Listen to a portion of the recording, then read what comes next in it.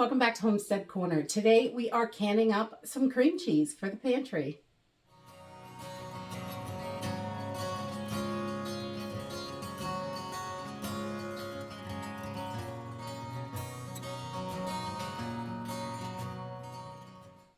Before we get started, I would like to say this is not USDA approved. There are no dairy products that the USDA says it's okay to can. So it's your kitchen, your rules. I've done this and I know it works. It works for our family. So I figured I would share how I do it for us. Definitely take your own precautions and do what you feel is safe. So I was able to get a couple of these 6-packs of cream cheese when I ran down to BJ's a few days ago.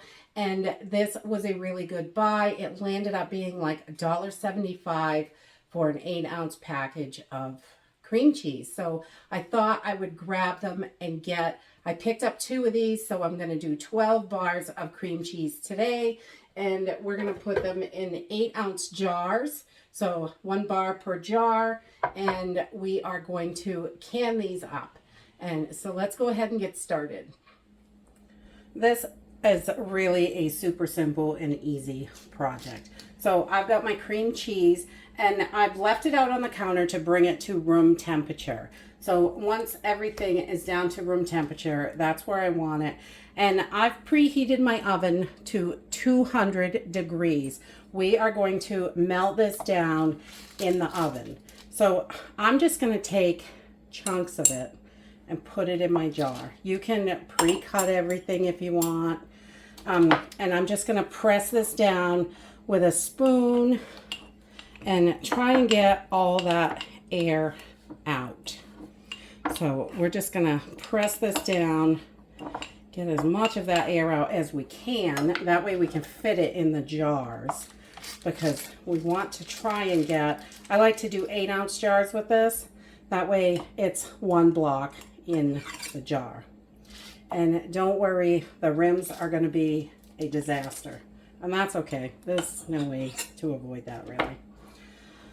So I just keep putting it in and pressing it down. It's really not a hard project.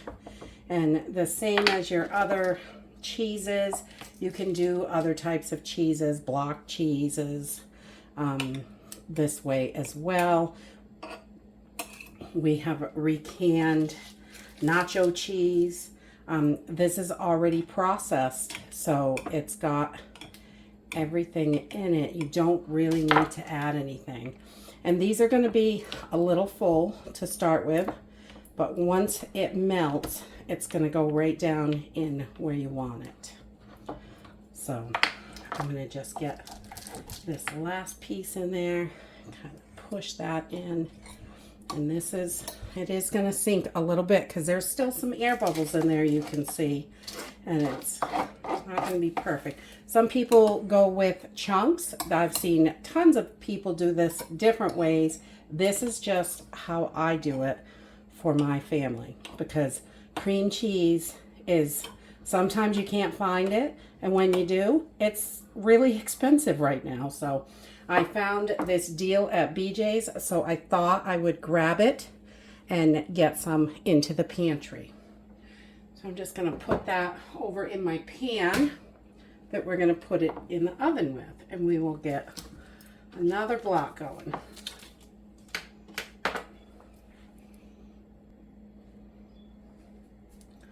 So you could definitely do this in smaller jars. I've never done it in bigger jars.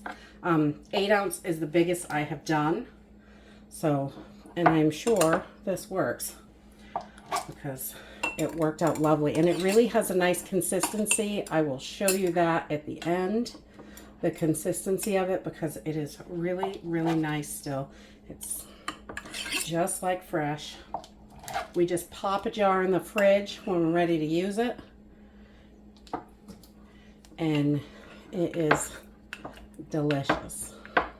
I love that we can keep this in the pantry, because having that extra space is wonderful. So I'm just gonna keep filling jars. There's nothing difficult here at all. Just fill them up. So once I have all of my jars filled and I'm ready to go, you can see there are still some air pockets in here. These are going to come down as it melts, and we're gonna push it down one more time when it comes out of the oven. But I've got, about 1 inch of water in the bottom of my pan, just so my jars aren't baking onto the pan, and gives it a little moisture. So we're gonna stick this in the oven, in a preheated oven at 200 degrees for about 30 minutes. We want to just get this melted enough so we can push it all down and get those air bubbles out. Okay, so after 30 minutes, I just pulled these out of the oven. I am just going to press these down a little bit more. And they're about 200 degrees. And you can hear those air bubbles come out when they do. We just want to press these all down and make sure we're getting all that air out of there. And that should give you about 1/2 inch of headspace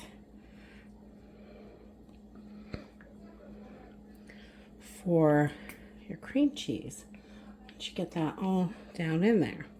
And this takes a little while. This is definitely not a fast project. It's easy, but it takes a little bit of time because you're having to warm it up in the oven, and things are definitely, it takes a little time. So you want to schedule a few hours for this, definitely, when you are going to do it. And then once I've got all my air bubbles out of here, I don't see any air bubbles. Then I'm going to take a towel, just a clean paper towel with some vinegar. You don't want to soak this, you don't want it dripping, but you just want it damp with vinegar. And then we are going to clean the rims. It's not going to curdle your cream cheese or anything because it's not dripping in there. And that would definitely be a problem. But you're just cleaning that edge where the lid is going to stick. And you want to make sure you get it good and clean. And I usually end up using a whole bunch of paper towels for this.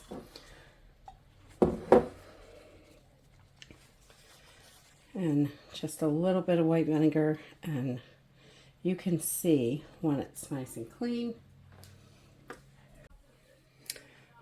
And I've just got my lids heating up in some hot water. And we're going to get one of those on there and put a ring on this. And then it is ready for the canner. And just finger tight. You don't want to over tighten. And we're going to keep going and do the same thing with our other jars. You can see a bunch of air down here. And we just want to push that down in. Get that air out of there.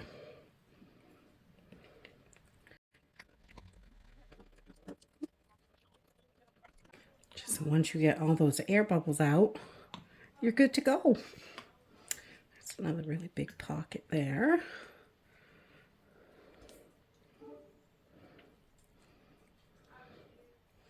So I don't clean my rims until I get done because it really does make a mess of the rims.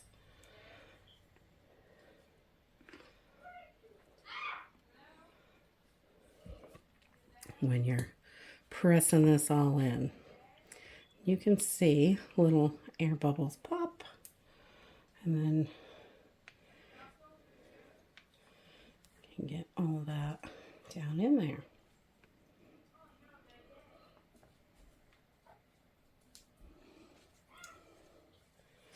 I'm going to take another side, and we're just going to wipe this rim up. And again, you're not dripping that in there, so you should be just fine. I've never had any cheese curdle as long as you're not soaking this. You just want a little bit so it's damp. I'll do one more wipe just in case. That cheese can be a little hard to see on that rim.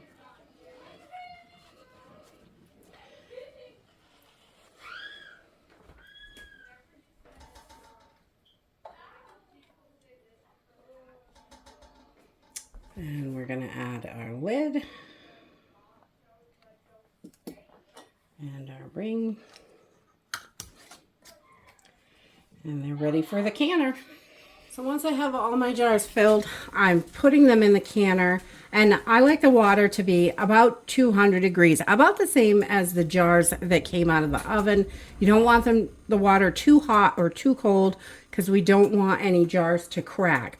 So I'm just going to, this is just like 190, maybe 200 degrees. It's warm, but not boiling hot.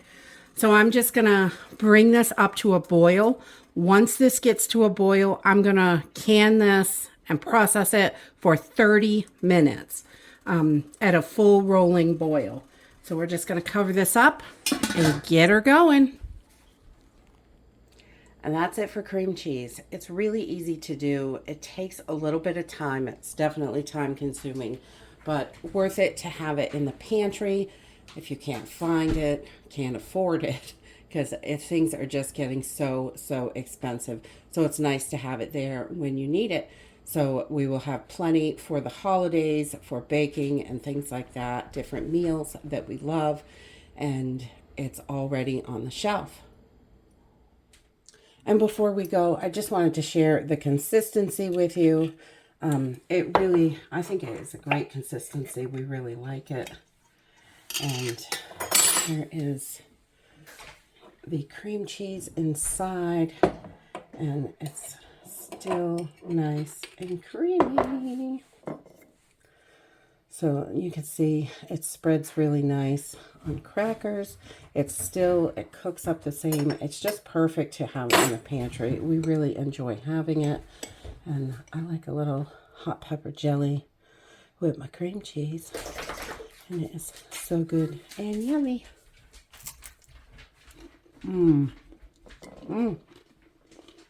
Perfect. It's really got the perfect texture. You can see it's nice and creamy in there.